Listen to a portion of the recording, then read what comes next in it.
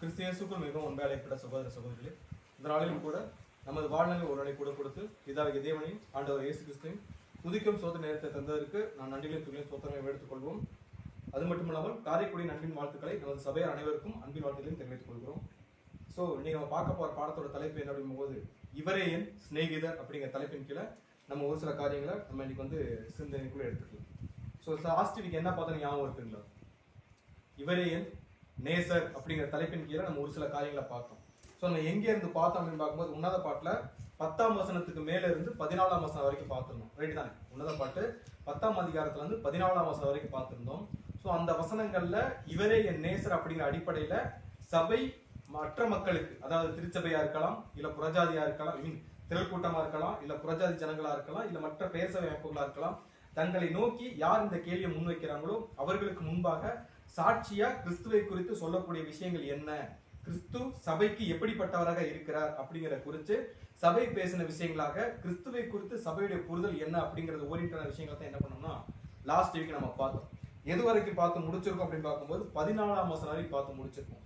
So 14ஆம் வசனத்தை அவர் எப்படி சொல்லி முடிக்கிறாங்க அப்படின்னு பார்க்கும்போது, அவர் கரங்கள் படிக பச்சை பதித்த பொன் வளையல்களை போல் இருக்கிறது, அவர் அங்கம் இந்திர நீளங்கள் ரத்தினங்கள் இழைத்த பிரகாசமான யானத்தந்தத்தை போல் இருக்கிறது அப்படின்னு சொன்னதான் முடிச்சோம். ஸோ லாஸ்ட் வீக் நம்ம பார்த்துட்டோம்.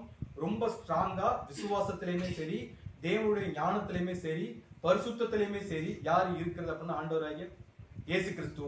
இந்த நிலைமைக்குள்ள யாரை வழிநடத்த அவர் பிரயாசப்பட்டு இருக்காட்டி பார்க்கும்போது திருச்சபை மக்களாகிய நம்மளையும் மனவாட்டி வகுப்பாராகிய நம்மளையும் அந்த ஒரு நிலைமைக்குள்ள கொண்டு வரத்தான் யார் பிரயாசப்பட்டு இருக்கிறது? அவர் பிரயாசப்பட்டு இருக்கிறாரு. அந்த மாதிரி ஒரு கேரக்டர் இந்த பூமியில யார் பார்க்கல? நான் பார்க்கலைங்கிறதான் சபை என்ன விட்னஸ் பண்ணியிருக்காங்கன்னா அங்க இருக்கக்கூடிய ஜனங்களுக்கு விட்னஸ் பண்ணிட்டு இருக்கா அப்படின்னு பார்க்கிறோம். ஸோ அதோட கண்டினியூட்டி எப்படி ஆரம்பிக்குது அப்படின்னு பார்க்கும்போது இப்ப நம்ம வாசிக்கலாம். உன்னத பாட்டு 5ஆவது அதிகாரம் 15ஆவது வசனம். அவர் கால்கள் பசும்பொன் ஆதாரங்களின் மேல் நிற்கிற வெள்ளைக்கல் தூண்களை போல இருக்கிறது, அவர் ரூபம் லீபனோனை போலவும் கேதுருக்களை போலவும் சிறப்பாய் இருக்கிறது. சோ இப்ப சகோதரர் படித்த வசனத்தின் அடிப்படையில அந்த வசனம் எப்படி சொல்றாரு அப்படின்னு பார்க்கும்போது, அவர் கால்கள் பசும்பொன் ஆதாரங்களின் மேல் நிற்கிற வெள்ளைக்கல் தூண்களை போல் இருக்கிறது, அவர் ரூபம் லீபனோனை போலவும் கேதுருக்களை போலவும் எப்படி இருக்குதுங்களாமா? ரொம்ப சிறப்பா இருக்குது. சிறப்பா இருக்குதுன்னா அது மாதிரி ஒரு விஷயத்த சபை இதுவரைக்கும் என்ன பண்ணது இல்லைங்களாமா? பார்த்ததே இல்லை. அந்த மாதிரி ஒரு காலு, அந்த மாதிரி ஒரு ஒரு நபரை இதுவரைக்கும் சபை என்ன பண்ணது இல்லைங்களாமா? பார்த்ததே இல்லை. நான் பார்த்ததுலேயே பெஸ்டான ஒரு கேரக்டர் யார் அப்படின்னா என்னுடைய நேசர் தான் அப்படிங்கிறத இங்க சபை என்ன பண்ணிட்டு இருக்காங்கன்னா சொல்லிட்டு இருக்கிறாங்க. ஸோ அவங்க சொல்ல ஆரம்பிக்கிற அந்த விஷயம் என்ன அப்படின்னு பார்க்கும்போது, அவர் கால்கள் பசும்பொன் ஆதாரங்களின் மேல் நிற்கிற வெள்ளைக்கல் தூண் மாதிரி இருக்குதுங்களாமா. நமக்கு ஃபர்ஸ்ட் கால்னால நமக்கு என்ன ஞாபகம் வரும்? கால் அப்படிங்கிற விஷயம் நமக்கு எதை அடையாளப்படுத்தும்? கால் அப்படிங்கிற விஷயம் நமக்கு எதை அடையாளப்படுத்தும்? கால் அப்படிங்கிறது எதை அடையாளப்படுத்தும்? நம்ம பைபிள படிச்சிருப்போம். சுவிசேஷத்தை பிரசங்கிக்கிறவனுடைய பாதங்கள் எவ்வளவு அழகா இருக்குது அப்படின்னா தேவனுடைய வேலையை செய்யறதுக்கு எனி டைம் எப்படிதான் இருக்கணுமா? ஆயத்தமா இருக்கணும். எனி டைமுமே ஆயத்தமா இருக்கக்கூடிய நிலைமைய, தேவனுக்கு உண்டான பிரயாசங்களை படுவதா இருக்கட்டுமே சரி, தேவனுடைய கிரியை செய்யறதா இருக்கட்டுமே சரி, அது எல்லாத்துக்குமே ரொம்ப ஸ்பீடாவும் எப்பவுமே ரெடியோட இருக்கக்கூடிய தன்மை தான் என்னன்னா அந்த கால்களை அடையாளப்படுத்தக்கூடிய ஒரு விஷயமா இருக்கு. இது சபைக்கு அடையாளப்படுத்திக்கலாம். இது கிறிஸ்துக்குன்னா அவர் இன்னொரு படி எப்படி இருப்பார்? இப்ப நமக்கு ஒரு மெசேஜ் அந்த மெசேஜ் நம்ம புரிஞ்சுக்கணும், அந்த மெசேஜை உள்வாங்கிக்கணும், அந்த மெசேஜை நம்ம எப்படி புரிஞ்சுக்கிட்டோமோ அப்படித்தான் என்ன பண்ணுவோம், நம்ம அதை செயல்படுத்துவோம். ஆனா இங்க சபை, இங்க கிறிஸ்து அப்படிங்கிற பட்சத்துல தேவன் என்ன நினைக்கிறாரோ அதை உடனே செய்யக்கூடிய கேரக்டர் தான் யார்? தேவன் நினைக்கிறத உடனே செய்யக்கூடிய, தேவன் என்ன பண்ண வேண்டாம், அவருக்கு சொல்லணுங்கிற அவசியம் கூட கிடையாது. தேவன் நினைக்கிறத உடனே செய்யக்கூடிய கேரக்டர் தான் யாருன்னா ஆண்டவராகிய இயேசு கிறிஸ்து. ஆனா சபைக்கு பொறுத்தவரைக்கும் அது அப்படி கிடையாது. சபை முழுமையா சபையா மாறி முடியறதுக்கு முன்னாடி பார்த்தோம்னா சபைக்கு என்னன்னா கிறிஸ்து ஒரு விஷயத்த சொல்லணும், அதை சபையை சரியா புரிஞ்சுக்கணும். அது புரிஞ்சுக்கிட்டதுக்கு தான் சபை என்ன நினைப்பாங்க, ஓட ஆரம்பிப்பாங்க அப்படின்னு நம்ம புரிஞ்சுக்கலாம். ஆனா இங்க கிறிஸ்துடைய கால்கள் எப்படி இருக்குன்னா பசும்பொன் ஆதாரங்கள் மேல நிக்கக்கூடிய ஒரு நிலைமை. சோ கால்கள் அப்படின்னா எப்பவுமே அலர்ட்டா இருக்காது. யாருக்கு? எதுக்கு? தேவனுடைய வேலையை செய்யறதுக்கு, தேவனுடைய கிரியை செய்யறதுக்கு, தேவனுடைய ஊழியத்தை செய்யறதுக்கு 24/7 அலர்ட்டா இருக்கிறதா யாருடைய நிலைமை அப்படின்னா ஆண்டவராகிய இயேசு கிறிஸ்துவின் நிலைமை. அவர் எப்படின்னா எப்பவுமே நிலையாகவும் உறுதியோடையும் இருப்பாரு. நம்ம யார் வேலை செய்யறதுல? தேவனுடைய வேலை செய்யறதுல நிலையா இருப்பார். அதுல இருந்து வெப்பம் மாறுவாருங்க. ஒரு நாள் தேவனுடைய வேலையை செஞ்சுட்டு மறுநாள் தேவனுடைய வேலையை செய்யாத நிலைமை வருமா அப்படின்னு கேட்டா கண்டிப்பா வராது. சோ தேவனுடைய வேலையை செய்யறதா யாருடைய முக்கியமான பணியாவே இருக்கும் அப்படின்னு பார்க்கும்போது ஆண்டவராகிய இயேசு கிறிஸ்துடைய வேலையை. இதை தாண்டி அவர் செய்யக்கூடிய முக்கியமான இன்னொரு விஷயம் அப்படின்னு பார்க்கும்போது, விசுவாசத்தில் அழைக்கப்பட்ட சபையின் வகுப்பா இருக்கு, மனவாட்டி வகுப்பா இருக்கு. அவங்க ரட்சிப்புக்குள்ள வர்றதுக்கும், அவங்க மீட்புக்குள்ள வர்றதுக்கும், அவர்கள் அழைக்கப்பட்ட நிலையிலிருந்து விழுந்து போகாம இருக்கிறதுக்கும், அவங்கள ப்ரொடெக்ட் பண்றதுக்கும், அவங்களுக்கு ஏதாவது பிரச்சனை அப்படின்னா முன்னாடி வந்து நிக்கிறது யாருடைய கால்கள் அப்படின்னு பார்க்கும்போது யாருடைய கால்? ஆண்டவராகிய இயேசு கிறிஸ்துடைய கால்கள். ஏன் இந்த அளவுக்கு ஒரு உறுதித்தன்மையோட இருக்கிற அப்படின்னு பார்க்கும்போது அவர் யார் மாதிரி உள்ள கேரக்டர்? நம்ம முதல்ல படிச்சோம். அவருடைய தலை எப்படி இருக்குங்களாமா?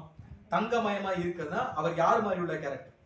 பிதாவாகிய தேவனுடைய நேச்சர்ல இருக்கக்கூடிய கேரக்டர் அப்படின்னா தேவனுக்குரிய எல்லா குணலட்சங்களும் யாருக்குள்ள இருக்கும்?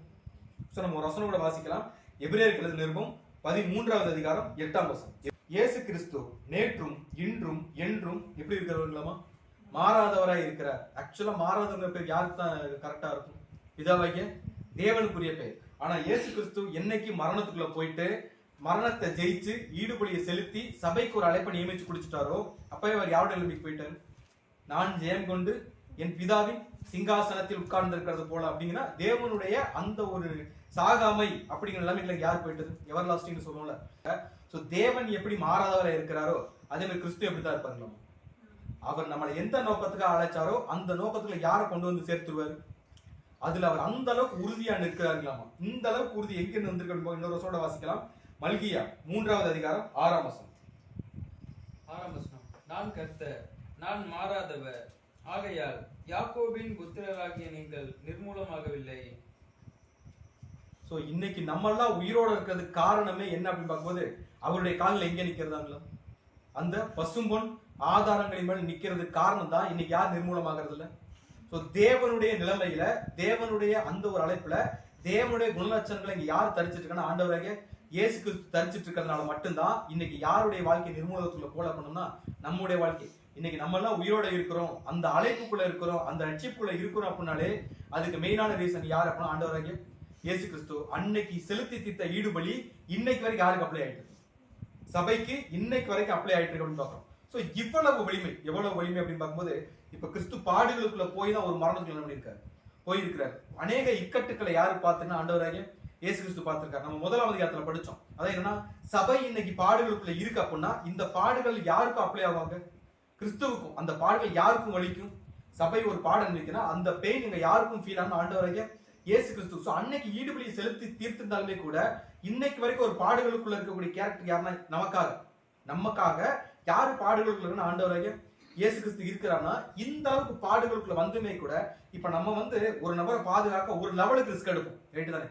ஒரு லெவலுக்கு ரிஸ்க் எடுப்போம். அதுக்கு மேல அவங்க வரவே மாட்டேன்னு முடிவு பண்ணிட்டாங்க, நம்ம என்ன பண்ணுவோம்? விட்டுட்டு போயிடும். அதுக்கு மேல அவங்க என்ன கட்டியா இருக்க முடியாது. நம்மளால முயற்சி பண்ணி பார்ப்போம். முயற்சி பண்ணி அந்த கேரக்டர் அதுக்குள்ள வரமாட்டேன்னு முடிவு பண்ணிட்டாங்கன்னா அவங்க என்ன பண்ணிடுவோம்? விட்டுட்டு போயிடுவோம். ஆனா இன்னைக்கும் கூட ஒவ்வொரு நாளுமே நம்ம உலகத்துக்குள்ள என்ன பண்ணிட்டு இருக்கோம்? சத்தியத்தை விட்டு உலகத்திலையும் சத்தியத்துக்குள்ளையும் மாறி மாறி தான் டிராவல் பண்ணிட்டு இருக்கோம். ஆனா இன்னைக்கும் அவருடைய ஈடுபடி நமக்கு அப்ளை ஆகுதுன்னா அதுக்கு காரணம் என்னன்னா அவர் எது மேல நிக்கிறார்களாமா? எது மேல நிக்கிறார்? ஏன்னா அவர் அழைத்தார். என் பிதா ஒருவனை இழுத்துக் கொள்ளாவிட்டால் சோ அவர் தீர்க்கமா நம்புற ஒரு விஷயம் இன்னைக்கு நம்ம எல்லாம் கிறிஸ்து கூட இருக்கிறோம்னாலே நம்மளை அழைத்தவர் யாரு? பிதாவாகிய தேவன். அவர் உண்மையுள்ளவராக இருக்கிறார் அப்படிங்கிற பட்சத்துல இப்ப கிறிஸ்து எப்படித்தான் இருந்தாலும் உண்மையுள்ளவரா. சோ நம்மளை கூப்பிட்டு வந்து விட்டுக்காரு அப்படின்னா அந்த அழைப்பை விரயம் பண்ணிட மாட்டார். யாரு? ஆண்டவராகிய இயேசு கிறிஸ்து என்ன பண்ணிட விரயம் பண்ணிட மாட்டார். என்னை அழைத்தவர் உண்மையுள்ளவர். அவர் நேற்றும் இன்றும் என்றும் என்ன மாட்டார். அவர் மாறாதவர் இருக்கிறார். என்னை எப்படி அழைச்சாரோ அதே மாதிரி எங்கே கொண்டு சேர்த்துருவாரு? அங்க கொண்டே சேர்த்துருவாரு. இந்த அளவுக்கு வலிமையும் இந்த அளவுக்கு விசுவாசம் யார் மேல?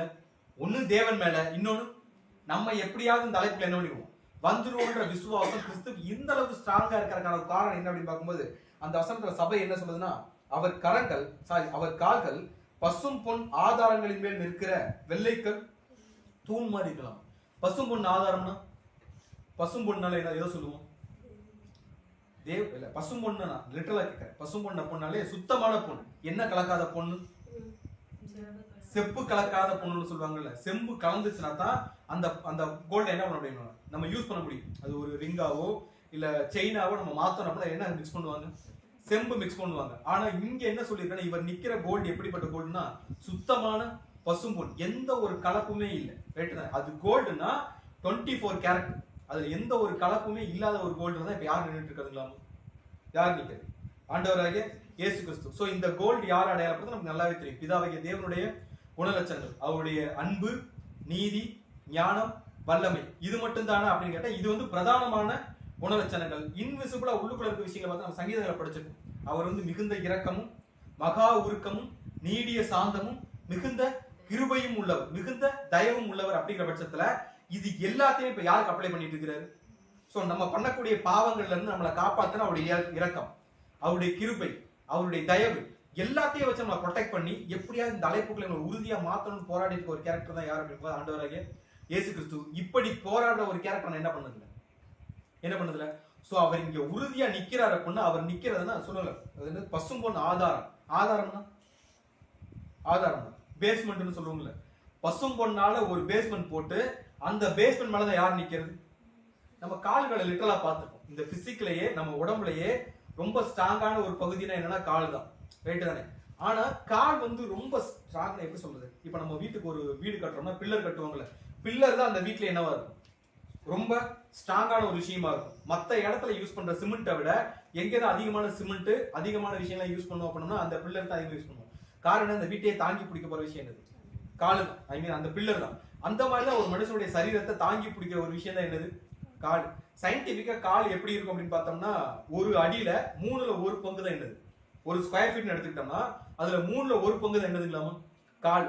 அது எக்ஸாக்ட் ஸ்கொயரா இருக்குதுங்களா? எக்ஸாக்ட் ஸ்கொயராவோ இல்லை எக்ஸாக்ட் செவ்வகமாவோ இருக்குதான்னு கேட்டா கிடையாது. அது ஒரு மாதிரியான ஒரு டிசைன்ல தான் இது இருக்கும், கால் இருக்கும்.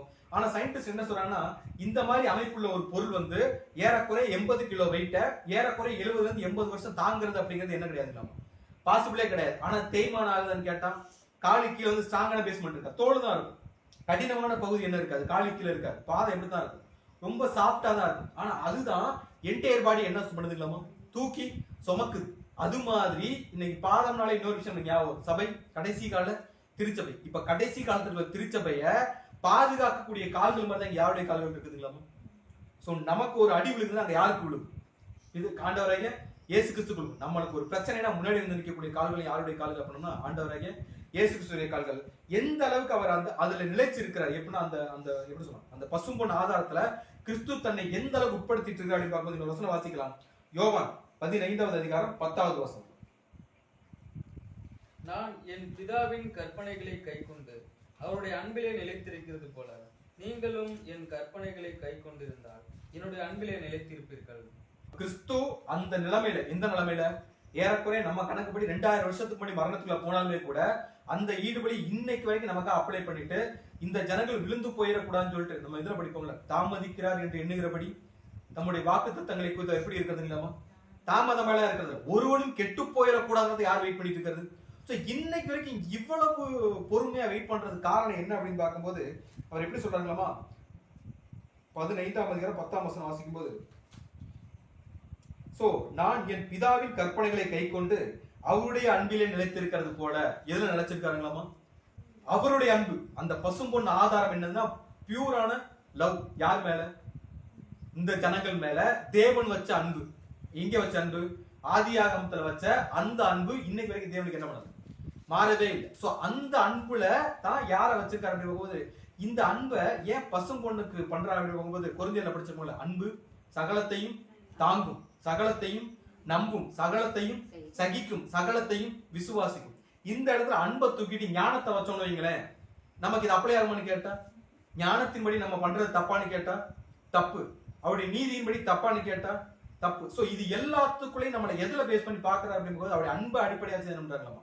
சோ அவர் அன்புல நிலைச்சிருக்கிறதுனாலதான் இன்னைக்கு வரைக்கும் நம்மளால இந்த ஓட்டத்துக்குள்ள ஓடிட்டே இருக்கும். இல்லைன்னா இந்த ஓட்டத்துல எப்போ நம்ம என்ன பண்ணிருப்போம்? இந்த அழைப்பை விட்டு என்னைக்கு நம்ம வெளியே போயிருப்போம்.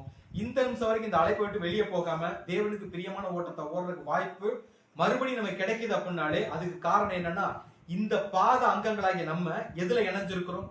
கிறிஸ்துடைய கால் அப்படிங்கிற அங்கத்துல இணையப்பட்ட ஒரு அவயம் தான் யார் அப்படின்னா இன்னைக்கு இருக்கக்கூடிய கடைசி கால திருச்சபை. சோ நம்மளையும் அந்த பசும்பொன் ஆதாரத்துல நிப்பாட்டுறதுக்காக யார் இங்க பிரயாசப்பட்டு இருக்கிறது? யார் பிரயாசப்பட்டு இருக்கிறது? சோ அவர் அந்த அளவுக்கு பிரயாசத்தை அனுபவிக்கிறதுக்கு அவர் எடுத்த ரிஸ்க் என்னன்னா அவருடைய கால்கள் பசும்பொன் ஆதாரங்களின் மேல் நிற்கிற வெள்ளைக்கல் தூண்களை போல இருக்குதுங்களாமா. வெள்ளைக்கல்னா நம்ம பள்ளிகளை சொல்லுவோம்ல, அதை என்ன பண்ண முடியாது, ரொம்ப ஸ்ட்ராங்கான ஒரு விஷயம், எவ்வளவு வெயிட்டையும் தாங்கக்கூடிய ஒரு விஷயம். நம்ம கல்லுக்கெல்லாம் பார்த்துக்கோம், வீட்டுக்கு வெளியே அடிச்சிருப்பாங்கல்ல, எவ்வளவு ஹைட் எவ்வளவு வெயிட் ஆனது என்ன பண்ணும்? தாங்கும். அந்த மாதிரி ஃபுல்லி ஸ்ட்ராங்கான ஒரு விஷயம் தான் யாருடைய கால்கள் அப்படிங்கும்போது யாருடைய கால்?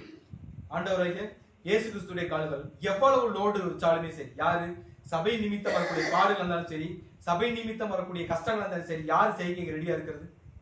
கிறிஸ்து நமக்காக வாக்கு கடங்காத பெருமூச்சுக்களை என்ன பண்ணிட்டு இருக்காங்களாம், நமக்காக வேண்டுதல் செய்கிறவரா இருக்காங்க. அந்த அளவுக்கு கஷ்டத்துக்கு யாரு கொடுத்துட்டு இருக்கிறதுனா நம்ம தான். யாரு கொடுத்துட்டு இருக்கோம்? ஆண்டவராகிய இயேசு கிறிஸ்து கொடுத்துருக்கோம்னா அதை முழுசும் தாங்கக்கூடிய கெப்பாசிட்டி யாருக்கு இருக்குங்களா? சோ வெள்ளை கல்னாலே தெரியும், தூண்கள் அப்படின்னா விசுவாசத்தை அடையாளப்படுத்தக்கூடிய ஒரு விஷயம். அதை பிரேக் பண்ணவே நம்ம முடியவே முடியாது. வெள்ளைக்கல் அப்படிங்கிற எதை அடையாளப்படுத்தினா வெள்ளைனாலும் தெரியும், பரிசுத்தமான ஒரு நிலைமை. சோ இன்னைக்கு வரைக்கும் அந்த அழைப்புல இருந்து நம்மளை பரிசுத்தப்படுத்துவதற்காக அவர் தன்னைத்தானே என்ன பண்ணிட்டு இருக்கிறாங்க, பரிசுத்தமாக்கி தேவனுக்கு முன்னாடி ஒரு உத்தமமான ஒரு ஈடுபடி செலுத்தி ஒரு சுகந்த வாசனை செலுத்தி தான் நம்மளை என்ன பண்ணிட்டு இருக்காரு, ஒரு ரட்சிப்புகளை கொண்டு வந்துட்டு இருக்கிறாரு. இப்ப சபை கேட்கிற கேள்வி என்னன்னா, இந்த அளவுக்கு எந்த அளவுக்குன்னா, நான் டெய்லி என்ன பண்ணிட்டு இருக்கேன், நான் தப்பு பண்ணிட்டு இருக்கேன், டெய்லி நான் மீறுதல் பண்ணிட்டு இருக்கேன், டெய்லி நான் அக்கிரமம் பண்ணிட்டு இருக்கேன். ஆனா இருந்தாலுமே கூட அவர் மாறாதவராய் இருக்கிறார் ஒரே காரணத்தினால, அவங்க அப்பா போட்ட அந்த அன்பு அப்படிங்கிற பேஸ்மெண்ட்ல இருக்கிற ஒரே காரணத்துக்காக, அந்த அன்பின் நிமித்தம் இப்ப வரைக்கும் என் ரட்சிப்புக்காக பாடுபடுற கேரக்டர் யார்? ஆண்டவராகிய இயேசு கிறிஸ்து. இந்த மாதிரி ஒரு கேரக்டரை உன்னால உலகத்துல காட்ட முடியுமான்னு சபை கேக்குது. அவங்க என்ன கேட்டாங்க, உன் நேசர் எதினால் விசேஷித்தவர் கேட்டதுக்கு சபை சொல்லக்கூடிய பதில் என்னன்னா, நான் டெய்லி மீறுதல் பண்றேன், நான் டெய்லி என்ன பண்றேன், பாவம் பண்றேன், ஆனாலும் தேவனுடைய சித்தத்தை நிறைவேற்ற ஆசை எனக்குள்ள இருந்தாலுமே கூட டெய்லி நான் உலகத்துல என்ன பண்ணிட்டு இருக்கேன், நான் போயிட்டு இருக்கேன். ஆனா என்னுடைய ரட்சிப்பு வீண் போயிடக்கூடாதுன்னு சொல்லிட்டு இன்னைக்கு வரைக்கும் எனக்காக எனக்கு முன்னாடி நிற்கிற ஒரு கால் யாருடைய கால்?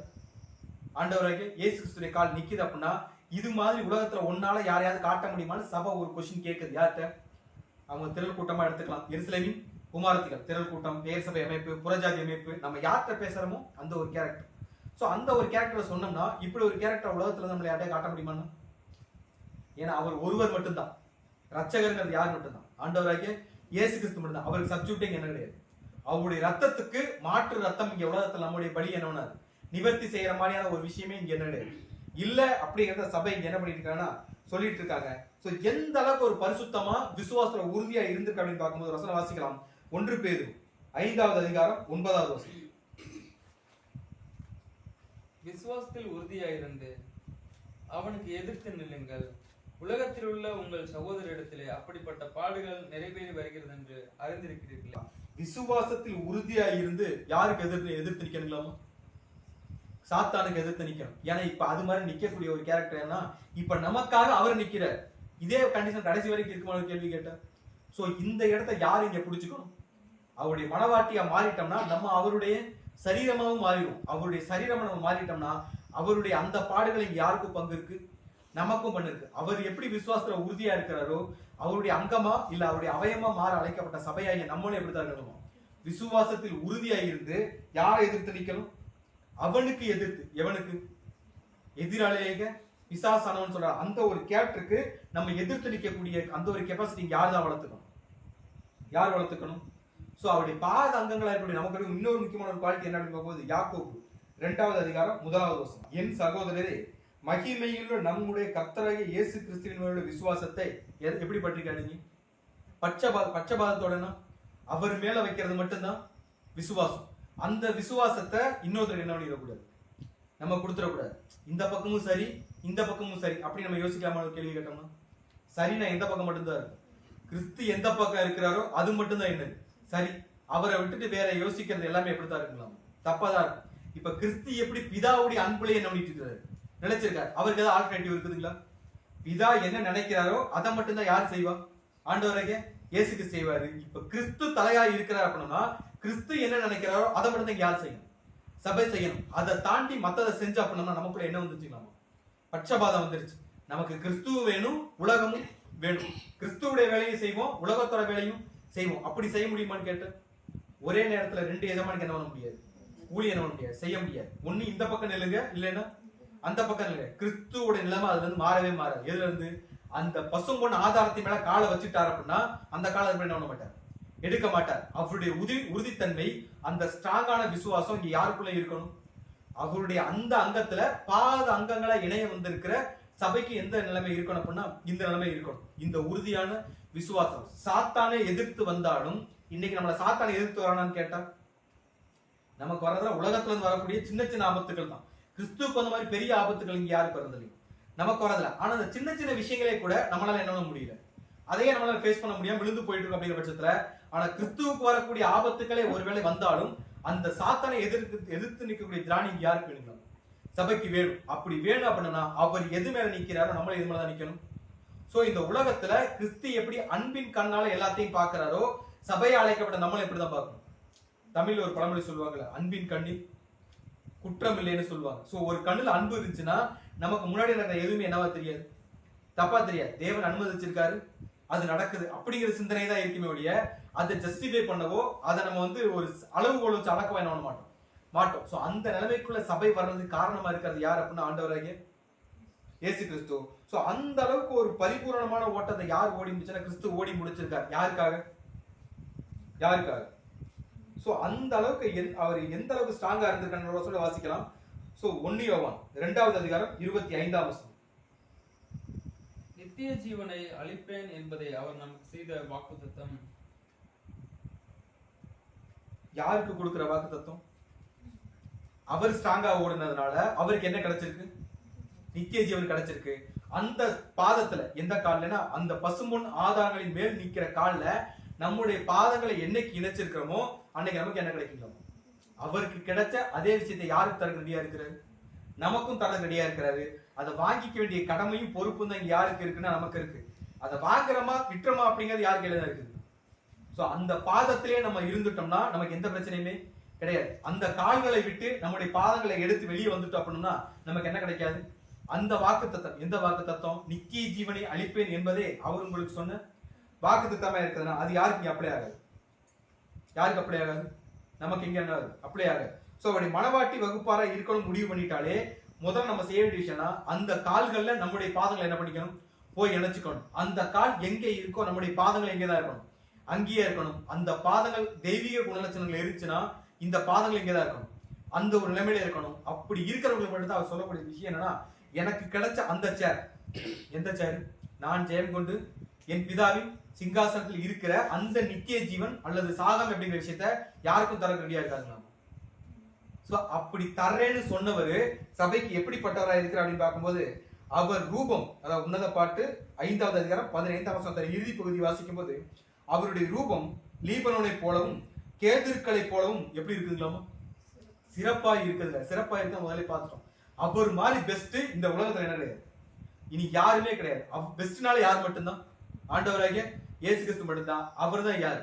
என்னுடைய நேசர் அப்படிங்கிறத அங்க யார் சொல்லிட்டு இருக்கான்னா, சோ அதுல சொல்லக்கூடிய 2 விஷயம் என்னன்னா, அவருடைய ரூபம் லீபனோனை போலவும். நம்ம லீபனை குறித்து கடந்த வாரங்களே பார்த்துட்டோம். அதாவது என்ன, சுத்தி பாலைவனமா இருந்தாலும் லீபனோன் மட்டும் எப்படி இருக்கலாமா? பாலைவனமே இல்லாத ஒரு நாடு தான் என்னன்னா லீபனோன். சோ பாலைவனங்கள்ல தண்ணிக்கு தான் பெரிய பிரச்சனை. ஆனா லீபனோன்ல சொந்தமா ஓடக்கூடிய 10க்கும் மேற்பட்ட ஆறுகள் இருக்கக்கூடிய ஒரு சிறப்பு தான் யாருக்குன்னா லீபனோன். சோ சொல்ல வர விஷயம் என்னன்னா, எப்பவுமே எங்களுக்காக பெஸ்டா இருக்கக்கூடிய கேரக்டர் யார் தான்? ஆண்டவராகிய இயேசு கிறிஸ்து. சோ 2வது அந்த அம்மா சொல்ற விஷயம் என்னன்னா, எந்த அளவுக்கு ஒரு பெஸ்டா இருக்கிற அப்படின்னு பார்க்கும்போது வசனம் வாசிக்கலாம். பிலிப்பியர் 2வது அதிகாரம் 11வது வசனம். பிதாவாகிய தேவனுக்கு மகிமையாக இயேசு கிறிஸ்து கர்த்தர் என்று நாவுகள் யாவும் அறிக்கை பண்ணும் படிக்கும் எல்லா நாமத்திற்கும் மேலான நாமத்தை அவருக்கு தந்துள்ளினார். எப்படிப்பட்ட நாமம் கொடுத்திருக்காருங்களாமா? எல்லா லீபனோன் எப்படி சுத்தி பாலைவனம் இருந்தாலும் அது மட்டும் ஒரு பசுமையான ஒரு நாடா இருக்குதோ, அதே மாதிரி இந்த உலகத்துல எத்தனையோ பேர், இப்ப நம்ம பார்த்தோம்னா நமக்கு நல்லவங்க நிறைய பேர் தெரிவாங்க, ரைட்டு தானே? நம்மளை ரட்சிக்க வந்தவங்க. இப்ப நம்ம ஒரு இக்கட்டு காலத்துல இருக்கிறோம் அப்படின்னா, ஒரு பண தேவை இருக்கு அப்படின்னு பார்த்தோம்னா யாராவது ஒருத்தர் பணம் கொடுத்தா அவங்கள நமக்கு யாரு? அவங்க தான் நமக்கு ரட்சகர், ரைட்டு தானே? நமக்கு ஒரு பண தேவை இருக்கும்போது யார் ஒருத்தர் பணம் கொடுத்து உதவுறாரோ அவர் தான் நமக்கு என்ன பண்றாரு? ரட்சகர். நாளைக்கு அவருக்கு ஒரு பிரச்சனை அப்படின்னா நம்ம அந்த நேரத்துல யாருக்கு தான் ஃபேவரா இருக்கும்? அந்த ஒரு கேரக்டர் தான் ஃபேவரா இருக்கும். ஆனா தேவன் என்ன சொல்லியிருக்காங்கன்னா, இந்த உலகத்துல உங்களுக்கும் ரட்சகர் என்ன கிடையாது. இந்த உலகத்துல ஒரு உதவி நமக்கு வருதுன்னா அது யாரின் மூலமா வர்ற உதவி? பிதாவாகிய தேவன் மூலமா வர்ற உதவி. அதனால நம்ம யாரை மட்டும்தான் கனப்படுத்தணும்? பிதாவாகிய தேவனையும் ஆண்டவராகிய இயேசு கிறிஸ்துவை மட்டும் தான் கனப்படுத்தணும். அந்த நபரை என்ன பண்ணிடக்கூடாது? அந்த நபருக்கு ஒரு மரியாதையோ ஒரு கணத்தை நம்ம பண்ணி விடக்கூடாது, கொடுத்துடவே கூடாது. காரணம் என்னன்னா, இந்த உலகத்துல நம்மளை ரட்சிக்கிறதுக்கும் நம்மளை மீட்கிறதுக்கும் கொடுக்கப்பட்ட ஒரே பேர் யாருதான்? ஆண்டவராகிய இயேசு கிறிஸ்து. ஏன்னா அந்த பேர் அவருக்கு யாரு கொடுத்திருக்காரு போது, பிதாவாகிய தேவனுக்கு மகிமையாக இயேசு கிறிஸ்து கர்த்தர் என்று நாவுகள் யாவும் அறிக்கை பண்ணும்படிக்கு எல்லா நாமத்திற்கும் மேலான நாமத்தை அவருக்கு என்ன பண்ணியிருக்காரு? தந்தல் யார் கொடுத்திருக்கிறது? பிதாவாகிய தேவனே அவருக்கு ஒரு நாமத்தை கொடுத்திருக்காருன்னா அந்த நாமத்தை தவிர நமக்கு இந்த உலகத்துல என்ன கிடையாது. ஸோ லீபனோன் எப்படி எல்லாமே டெசர்ட்டா இருந்தா கூட அது எப்படி ஒரு ஒரு பசுமையா இருக்கோ, அதே மாதிரி இந்த உலகத்துல நம்ம கண்ணுக்கு யாரெல்லாம் நல்லவங்களா தெரியுறாங்களோ அவங்கள என்ன கிடையாது, என்ன கிடையாது, நல்லவங்க கிடையாது. நல்லவர்னா யாரு மட்டும்தான். ஏன்னா நம்ம சங்கீதங்களை படிச்சிருப்போம், நன்மை செய்கிறவன் ஒருவனும் இல்லை, ஒருவனாகிலும் இல்லைன்னு சொல்லி. இந்த உலகத்துல நன்மை செய்யறது யாருமே இல்லை. சந்தர்ப்ப சூழ்நிலைக்கு ஏத்த மாதிரி தன்னைத்தான் மாத்திக்கிறவங்க தான் இந்த உலகத்துல இருக்கிறாங்க. ஆனா கிறிஸ்து எப்படி இருக்கிறார்னா நேற்றும் இன்றும் என்றும் மாறாதவராய் இருக்கிறவர் அப்படின்னு சொல்லியிருக்காங்க. சோ அதுலயே அடுத்து சொல்ற விஷயம்னா கேதுரு அவர் எப்படி இருக்கிறாங்களோ. சோ கேதுருவை குறித்து நம்ம படிச்சிருக்கோம். ரொம்ப பசுமையான, ரொம்ப ஸ்ட்ராங்கான, அதே நேரத்தில் அடர்த்தியான, நல்ல கிளைகள் விரிச்சு பரம்பி இருக்கக்கூடிய, அதே மாதிரி என்ன சொன்னா எந்த ஒரு புழு பூச்சிகளினாலும் அதுக்கு என்ன கிடையாது, ஆபத்து கிடையாது. இந்த கரையா அரிக்கிறது இந்த மாதிரி தேக்கெல்லாம் பார்த்துருக்கோம். தேக்க என்ன பண்ணாது, கரையா அரிக்காது. அதனால வீட்டுக்கு என்ன பண்ணுவோம், தேக்கில் வந்து கதவு ஜன்னலாம் செய்வோம், எந்த ஒரு பாதிப்பு வராது. அதே மாதிரி பெண்ட் ஆகாது, என்ன பண்ணிடாது, வளைஞ்சு போகாது, கரையா அரிக்காது. இந்த மாதிரி குணங்கள் எதுக்கும் இருக்கு அப்படின்னு பார்க்கும்போது கேதுரு மரத்துக்கும் இருக்கு. ஸோ எவர் லாஸ்டிங், அழிக்கவே முடியாத ஒரு தன்மையில யாருடைய குணங்கள் இருக்குதுங்களா. ஸோ கிறிஸ்துவை எதுல இருந்து அழிக்க முடியாதுன்னா, சபைக்கு ஒரு வாக்கு கொடுத்தாருங்கள, நித்திய ஜீவன் அழிப்பேன் என்பதே உங்களுக்கு கொடுக்கப்பட்ட வாக்கு. அப்படின்னா அந்த வாக்குல இருந்து யாரும் மாற மாட்டார், அவர் வர மாட்டார். அதே மாதிரி சபை அழைத்த அழைப்பு, சபைக்கு அவர் கொடுக்குறேன்னு சொன்ன பாதுகாப்பு, இது எதுல இருந்து யாரும் மாற மாட்டார். சோ சபை அந்த கேதுரு மரத்துக்கு கீழே அந்த பறவை இனங்களும் சரி, மிருக ஜீவன்களும் சரி, எப்படி இளைப்பாறுதலுக்காக போய் தங்குதுங்களோ, அதே மாதிரி சபைக்கு இளைப்பாறுதல் கொடுக்கக்கூடிய ஒரே விஷயம் யார் மட்டும்தான், யார் மட்டும்தான். சோ அவர்கிட்ட இருந்தா மட்டும்தான் நமக்கு இளைப்பாறுதல். உலகத்துல இருந்து கிடைக்கக்கூடிய இளைப்பாறுதல் இங்க யாருக்கு இளைப்பாறுதல் கிடையாது, யாருக்கு இளைப்பாறுதல் கிடையாது, நமக்கு இளைப்பாறுதல் கிடையாது. நமக்கு ஒரு இளைப்பாறுதல் ஒரு விஷயம் என்ன இருந்துச்சு அப்படின்னாலே அது யார் நிமித்தம் வரக்கூடிய இளைப்பாறுதல் தான். சோ நம்ம வசனம் வாசிக்கலாம். எரேமியா 33வது அதிகாரம் 16வது வசனம். அந்நாட்களில் யூதா ரட்சிக்கப்பட்டு எருசலேம் சுகமாய் தங்கும். அவர் எங்கள் நீதியாய் இருக்கிற கர்த்தர் என்பது அவருடைய நாமம். சோ நம்ம எங்க இருந்தா நம்ம இளைப்பாறுதல் கிடைக்குங்களாமா. அந்நாட்களில் யூதா ரட்சிக்கப்பட்டு, யூதான முத்திரை, யூதான என்ன அர்த்தம், யூதான என்ன அர்த்தம், துதித்தல். பிதாவிய தேவனை துதிக்கக்கூடிய ஜனங்கள். அந்நாட்களில், என் நாட்களில், இது எழுதுனது எரேமியா, ரைட் தான். இது தீர்க்க தரிசனம். இது நிறைவேறக்கூடிய காலம் 7ஆம் சபையின் காலத்துல. உன்னத பாட்டுல இப்ப நம்ம படிச்சுட்டு இருக்க அதிகாரம் எந்த காலத்துல நடக்கிறது, 7ஆம் சபையின் காலத்தில் நடக்கக்கூடிய ஒரு சம்பவம் அப்படின்னா இந்த டைம்ல என்ன நடக்கும் எரேமியா எழுதியிருக்க. என்ன இருக்காருன்னா, அந்நாட்களில் யூதா ரட்சிக்கப்பட்டு, யாரெல்லாம் அவரை மட்டுமே துதிக்கிறாங்களோ, பட்சபாதம் இல்லாம, உலகத்துல ஒரு காலு தேவனுக்குள்ள ஒரு கால் வச்சிடலாம, 2 காலையும் அந்த பசும்பொன் ஆதாரத்து மேல அந்த பாதங்களை உட்படுத்தி யார் வச்சிருக்காங்களோ, அந்நாட்களில் யூதா ரட்சிக்கப்பட்டு எருசலேம் சுகமாய் தங்கும். யார்கிட்ட இருக்கிற வரைக்கும், ஏன்னா அவர்தான் எங்கள் நீதியாய் இருக்கிற கர்த்தர் என்பது அவருடைய நாமம். சோ கிறிஸ்துவுக்கு கீழே அந்த அடைக்கல பட்டணத்துக்குள்ள யாரெல்லாம் போயிட்டோமோ அவங்களுக்கு என்ன கிடையாது, எந்த ஒரு பிரச்சனையும் கிடையாது. ஏன்னா யாருடைய பாதுகாப்புல போயிட்டோம், கிறிஸ்துவுடைய அங்கத்துல ஒரு அவயமா மாறிட்டோம்னாலே நமக்கு வரக்கூடிய பிரச்சனை யார் பார்த்துக்குவா, அவர் பார்த்துக்குவார். சோ அந்த ஒரு அழைப்புக்குள்ள நம்ம இருக்கணும்னா அந்த கேதுரு மரத்தின் கீழே இருக்கிற வரைக்கும் நமக்கு என்ன கிடையாது. சபை சொல்ல வர விஷயம் என்னன்னா, அந்த கால் ரொம்ப ஸ்ட்ராங்கான கால். எனக்கு ஒரு பிரச்சனை முன்னாடி வந்து நிக்கிற கால் யாருடைய கால் தான், அந்த கால். காரணம் என்னன்னா, அந்த கால் அன்பின் மேல என்ன பண்ணி இருக்கு, கட்டப்பட்டிருக்கு. அதுல பாதமா நான் இணைஞ்சிருக்கிற வரைக்கும் அந்த கால்கள் எனக்கு எப்படி லீபனோன் மாதிரி இருக்கும், என்ன என்ன பண்ணிட்டு இருக்கும், ப்ரொடெக்ட் பண்ணிட்டே இருக்கும். எனக்கு நீர் ஆதாரமாகவும் எனக்கு வாழ்வார அந்த கால்கள் இருக்கும். அதே நேரத்துல எனக்கு இளைப்பாறுதல் தரக்கூடிய கேதுரு மரமாகவும் எதா இருக்கும், அந்த கால் தான் இருக்கும். இப்படிப்பட்ட ஒரு நபரை உன்னால காட்ட முடியுமா அப்படின்னு சொல்லிட்டு அந்த ஜனங்களை பார்த்து யார் நீ கேள்வி கேட்கறது, யாரு கேள்வி கேட்கறது. சோ சபை எந்த அளவுக்கு கிறிஸ்துவ உள்வாங்கி புரிஞ்சிருச்சு அப்படின்னா, இந்த அளவுக்கு ஆணித்தரமா யாரை விட்னஸ் பண்ணிட்டு இருக்கிறாங்க. சோ சபையுடைய மைண்ட்ல அது என்னன்னா, இந்த பாயிண்ட்டுக்கு முன்னாடி வரைக்கும் கிறிஸ்துவுடைய மைண்ட்ல மட்டும் தான் யார் இருந்ததுன்னா சபை இருந்துச்சு. ஆனா சபையுடைய மைண்ட்ல முழுமையா கிறிஸ்து இருந்தாருன்னு ஒரு கேள்வி கேட்டேன் கிடையாது. காரணம் என்னன்னா, அவர் தட்டினப்ப என்ன பண்ணல அவங்க. சோ அவங்க அந்த டைம்ல உலகத்துக்குள்ள இருந்தாங்க, அதே நேரத்துல சபையுடைய அழைப்புக்குள்ளயும் இருந்தாங்க. அப்படி இருந்ததுனால தட்டவனை என்ன முடியல, திறக்க முடியல.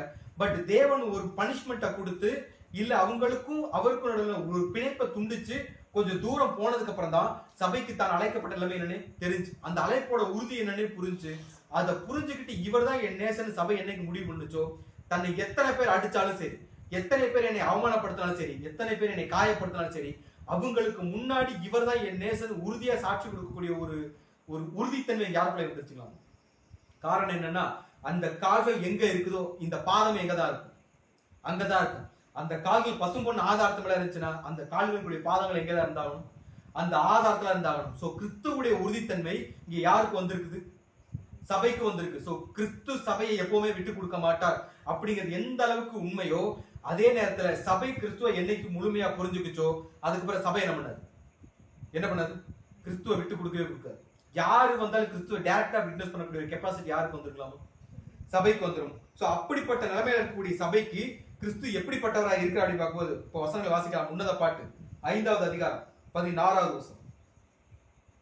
உன்னதப்பட்ட 5ஆம் அதிகாரம் 16ஆம் வசனம். அவர் வாய் மிகவும் மதுரமாய் இருக்கிறது, அவர் முற்றிலும் அழகுள்ளவர், இவரே என் நேசர், எருசலேமின் குமாரத்திகளே இவரே என் சிநேகிதர். சோ இப்ப சபை எப்படி ஆரம்பிக்கிறாங்களாமா? இவர் தான் யாரு? என்னுடைய நேசர். இவர் தான் யாரு? என்னுடைய சிநேகிதர். அவருடைய வாய் எப்படி இருக்கலாம்? மிகவும் மதுரமாய் இருக்கிறதுங்கிறாங்க. மதுரம்னா நமக்கு தெரியும் எப்படி, ரொம்ப இனிப்பா, தேன் மாதிரி. தேன்னால ஏத்த அடையாளப்படுத்தும், சத்தியத்தை அடையாளப்படுத்தக்கூடிய விஷயமா இருக்கு. சோ இவருடைய வாய் எப்படி இருக்குது அப்படிங்களாமா? மிகவும் மிகவும் மதுரமாய் இருக்கிறதுனா சத்தியத்தை மட்டுமே பேசக்கூடிய வாய் தான் யாருடைய வாய்? மிகவும்னா அவ்வளவுதான், எக்ஸ்ட்ரீம். இருக்கிறதுலே ஒரு இனிப்பு இருக்குன்னா அந்த இனிப்பு எங்கதான் இருக்குதுலாம்? அவருடைய வாயில தான் இருக்குதுலாம். சோ அந்த வாயிலிருந்து வரக்கூடிய வார்த்தை தான் அதிகமான போஷாக்குள்ள ஒரு வார்த்தை. நம்முடைய ஆத்மாவை உயிர்ப்பிக்கக்கூடிய ஒரு வார்த்தை யார்கிட்ட இருந்து வருதுங்களாமோ? எந்த அளவுக்கு அவருடைய வார்த்தை வந்து டிவைனா இருக்கு, எந்த அளவுக்கு வந்து இன்பமா இருக்கு அப்படின்னு பார்க்கும்போது ஒரு வசனம் வாசிக்கலாம். நீதிமொழிகள் 8வது அதிகாரம் 7ஆம் வசனம். என் வாய் சத்தியத்தை விளம்பும், ஆகாமியம் என் உதடுகளுக்கு அருவருப்பானது. சோ கிறிஸ்துவோட இதை மட்டும் தான் விளம்புதுங்களாமா? என் வாய் சத்தியத்தை மட்டும்தான் என்ன பண்ணும்? விளம்பும். ஆகாமியம் என் உதடுகளுக்கு எப்படி இருக்குதுங்களாமா? தேவையில்லாத யார் வேலைக்கு வராது. கிறிஸ்து வாயிலிருந்து ஒரு விஷயம் வருதுனாலே அது எப்படித்தான் இருக்கும்? அது கம்ப்ளீட்டட், அதுக்கு சப்ஜெக்டே கிடையாது. அது சரியா தப்பா அப்படிங்கிற சிந்தனைகள் யாருக்கு போனது அவசியம் இல்லை. அவர் செய்யணும் கண்ணை மூடிட்டு என்ன பண்ணிடலாம், செஞ்சாலாம். அவர் செய்யாதேன்னா கண்ணை மூடிட்டு எப்படித்தான் இருக்கணும்? அதை செய்யாம இருக்கணும். பழத்தை சாப்பிடாதேன்னா சாப்பிடாததான், அது அழகா இருக்கு, புசிப்புக்கு இன்பமா இருக்கு அப்படி சொல்லி அதை கன்சிடர் பண்ற வேலை யாருக்கு தேவையில்லை, நமக்கு தேவை. ஏன்னா அவர் சொல்லியிருக்காங்கல்ல, இந்த புஸ்தகத்தில் இருக்கக்கூடிய ஒரு வார்த்தையாகியும் ஒரு உறுப்பாயில் என்ன பண்ணாது, இது ஜீவ வார்த்தை, இதுக்கு என்ன கிடையாது, வானமும் பூமியும் ஒளிஞ்சு போனது, இந்த ஜீவ வார்த்தையில் என்ன ஆகுது, ஒளிஞ்சு போகாதுன்னா இந்த வார்த்தை என்ன சொல்லுதோ அதை அப்படியே செய்யறத யாரும் இருக்கிறது. இது எப்ப நமக்கு மதுரமா இருக்கும்னா நம்ம எப்ப சபையா மாறுறோமோ அப்பதான் நம்ம இப்படி இருக்கும். இப்ப சொன்னா பொய்யே சொல்லாதீங்க அப்படின்னு பைபிள் சொல்லுது, சொல்லாம இருக்க முடியுமா? அந்த வசனத்தை படிக்கும் போதே ஒரு மாதிரி அன்கம்ஃபர்டபுளா இருக்கும். ரைட்டு தானே? எப்படி பொய் சொல்லாம இருக்கிறது? ஏன்னா நம்ம எதுல பழகிட்டோம்? பொய் சொல்லியே பழகிட்டோம். திடீர்னு பொய் சொல்லாதீங்க அப்படின்னா நம்மளை பொறுத்தவரைக்கும் பொய்ன்றது என்ன கிடையாது, ஒரு குற்றமே கிடையாது. ரைட்டு தானே? அது சகஜமா ஃப்ளூயண்டா நம்ம பேசும்போது அதுவும் நம்ம கூடவே வந்துட்டு இருக்கிற ஒரு விஷயம். அதை சொல்லவே சொல்லாதேன்னு சொன்னா நமக்கு எப்படி இருக்கும்னா கஷ்டமா இருக்கும். ஆனா உண்மையிலேயே சபையா இருந்தாங்க அப்படின்னா எந்த நிலைமைக்குல கிறிஸ்துவோட அழைப்பு என்ன, என்னை விட்டுட்டு போயிட்டாருன்னா என் மனசு எவ்வளவு வருத்தப்படும் அப்படிங்கிற விஷயத்த சபை புரிஞ்சுக்கிச்சுன்னு வைங்களேன். அவர் போய் சொல்லாதேன்னா எப்படிதான் இருப்பாங்க? சொல்ல மாட்டாங்க. ஏன்னா கிறிஸ்து எங்க நிக்கிறாரோ அங்கதான் சபை என்ன பண்ணும், நிக்கும். சோ அவர் என்ன சொன்னாலும் சபைக்கு அது அப்ப இப்படித்தான் தெரியும், மதுரமா தான் தெரியும், இனிப்பா தான் தெரியும். அது கொஞ்சம் கூட சபைக்கு என்னவா தெரியாது, கசப்பா தெரியாது. ஒருவேளை சத்தியத்தை படிக்கும் போது அவர் தரக்கூடிய உபதேசங்களும் ஆலோசனைகளும் அந்த சுவிசேஷங்களும் நமக்கு கசப்பா தெரியுது அப்படின்னாலே நம்ம இன்னும் எந்த காலில் போய் மெர்ஜாகல, அவருடைய கால்கள்ல நம்ம அவயமா என்ன பண்ணல போய் ஜாயிண்ட் ஆகல. ஜாயிண்ட் ஆயிட்டோம் அப்படின்னா நமக்கு அவர் சொல்லக்கூடிய வார்த்தை எப்படிதான் தெரியுங்களாமா, முற்றிலும் மதுரமா இருக்கக்கூடிய ஒரு வார்த்தைகளா தான் இருக்கும். சோ எந்த அளவுக்கு மதுரமா இருக்கு அப்படின்னு பார்க்கும்போது அவர் வாய் மிகவும் மதுரமா இருக்கிறது, அவர் முற்றிலும் அளவுள்ளவர். முற்றிலும்னா இதுக்கப்புறம் ஒரு அழகுன்ற ஒரு விஷயத்தை என்ன பண்ண முடியாது, பார்க்கவே முடியாது. அழகுக்குன்னு ஒரு எக்ஸ்ட்ரீமான ஒரு லிமிட் இருந்துச்சுன்னா அந்த லிமிட்டுக்கு மேல இருக்கக்கூடிய ஒரு கேரக்டர் தான் யார்? ஆண்டவராகிய இயேசு கிறிஸ்து. ஏன்னா இருக்கிற அதான் சொல்ல, அவர் தலை எப்படி இருக்கு, தங்கமயம். கண்ணு வந்து பால்ல கழுவப்பட்ட ஒரு கண்ணு, வாய் வந்து மதுரமான ஒரு விஷயம், கைகள்லாம் ரத்தினங்கள் படிச்ச ஒரு கை, காலெல்லாம் வெள்ளை தூண்களால செய்யப்பட்ட ஒரு கால். இப்படிப்பட்ட அழகான ஒரு நபர் இந்த உலகத்துல யாரால என்ன பண்ண முடியாது, காட்டவே முடியாது. அவர் எனக்காக எதையும் செஞ்சு முடிக்கக்கூடிய அளவுக்கு யார் கெப்பாசிட்டி இருக்குதுங்களா? ஆண்டவராகிய இயேசு கிறிஸ்து இருக்கு அப்படின்னு சொல்லிட்டு அவர் என்ன சொல்லலாம், அவர் முற்றிலும் கம்ப்ளீட்டட். யார் கம்ப்ளீட்டடு? இந்த உலகத்துல பெஸ்ட்னு ஒன்று இருந்துச்சுன்னா அது அவரை தாண்டி என்ன கிடையாது. அந்த அளவுக்கு பெஸ்ட் யாருன்னா ஆண்டவராகிய. எந்த அளவுக்கு அப்படின்னு பார்க்கும்போது ஒரு வசனம் வாசிக்கலாம். யோவான் 14வது அதிகாரம் 9வது வசனம். அதற்கு இயேசு, பிலிப்புவே, இவ்வளவு காலம் நான் உங்களுடனே கூட இருந்தும் நீ என்னை அறியவில்லையா? என்னை கண்டவன் பிதாவை கண்டான். அப்படி இருக்க பிதாவை எங்களுக்கு காண்பியும் என்று நீ எப்படி சொல்கிறாய்? சோ இங்க சபை சொல்ல வர விஷயம் என்ன, முற்றிலும்னு அது சொல்லுது அப்படின்னா இதை விட பெஸ்ட் இந்த உலகத்துல யாரையும் என்ன பண்ண முடியாது, காட்டவே முடியாது.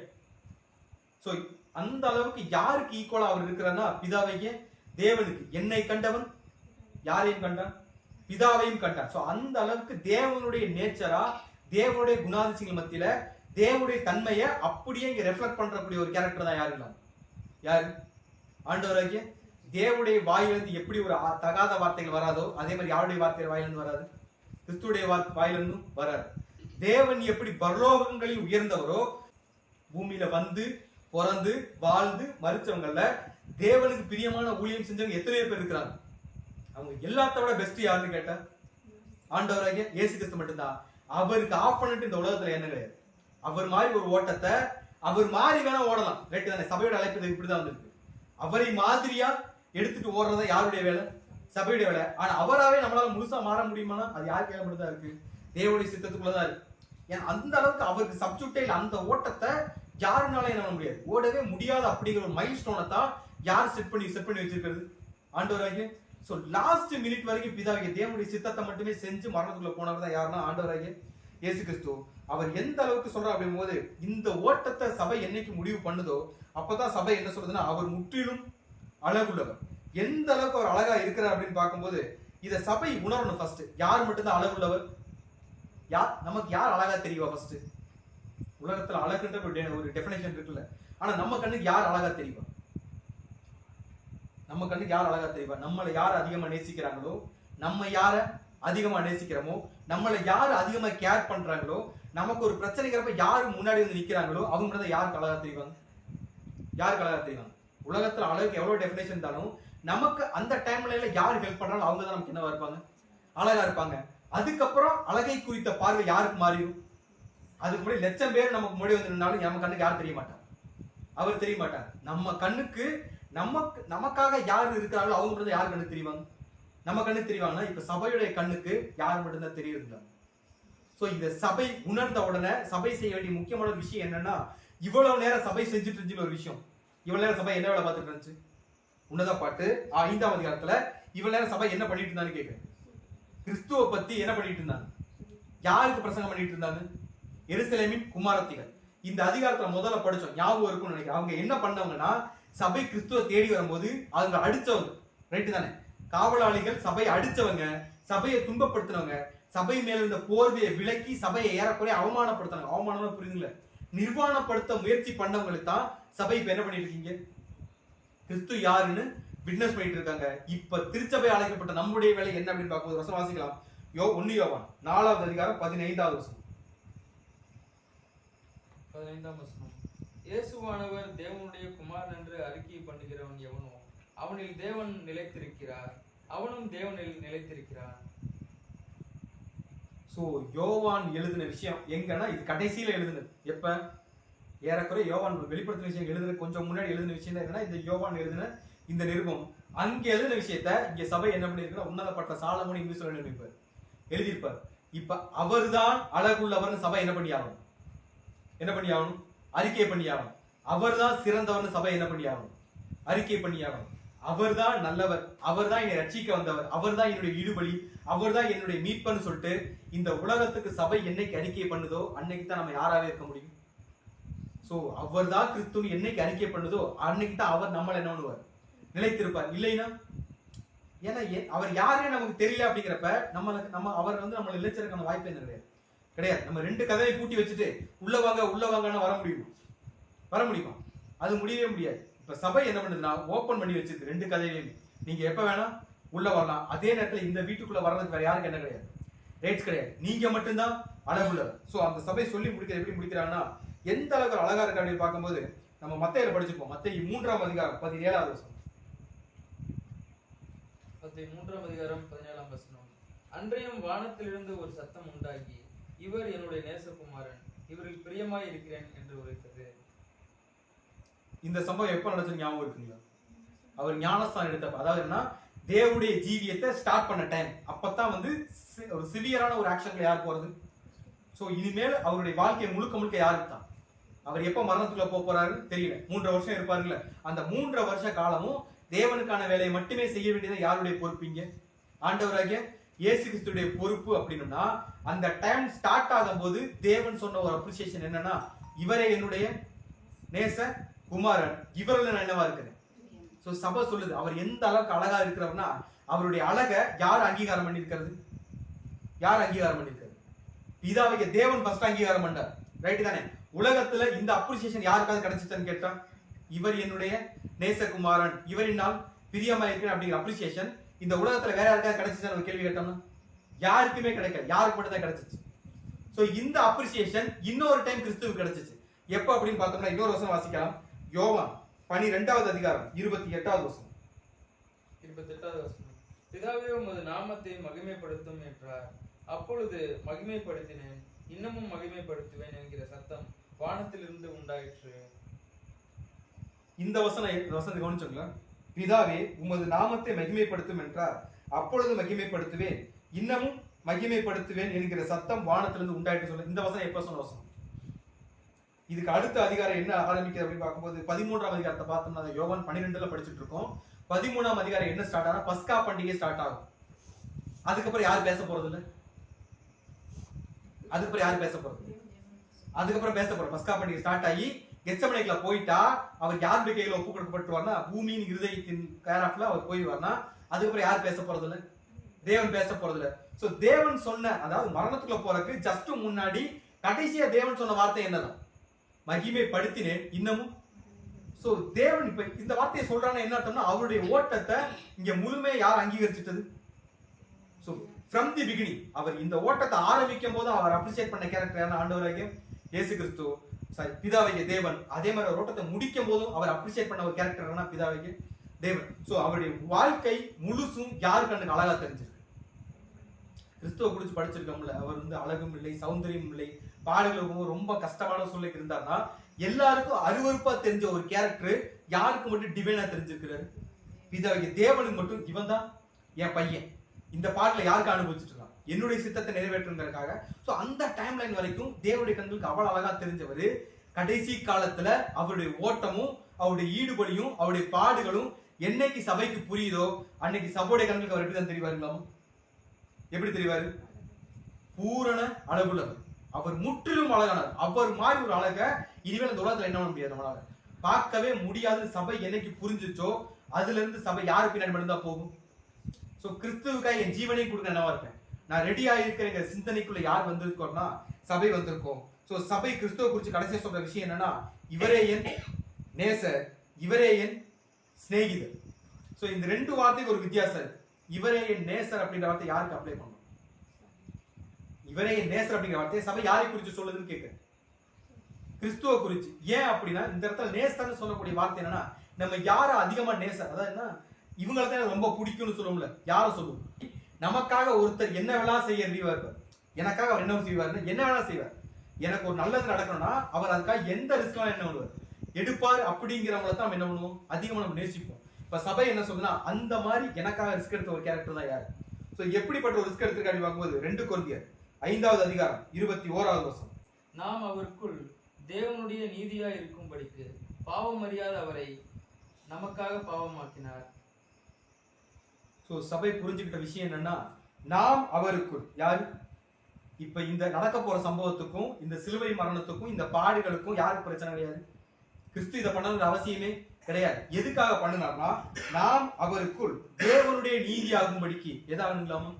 நம்ம தேவனுக்குள்ள ஒரு நீதியான வாழ்க்கையை வாழங்கிறதுக்காக, நமக்கு நீதியையும் சத்தியத்தையும் கத்துக் கொடுக்கணுங்கிறதுக்காக, நம்மளை தேவனிடத்துல வழி நடத்துங்கிறதுக்காக தான் அவர் என்ன பண்ணிருக்காங்களாமா, பாவம் அறியாத அவரை நமக்காக என்ன ஆக்கிட்டாருங்களாமா, பாவமாக்கி இருக்கிறார்னா, இவரை விட அதிகமா நம்ம நேசிக்க என்ன பண்ண முடியாது உலகத்துல.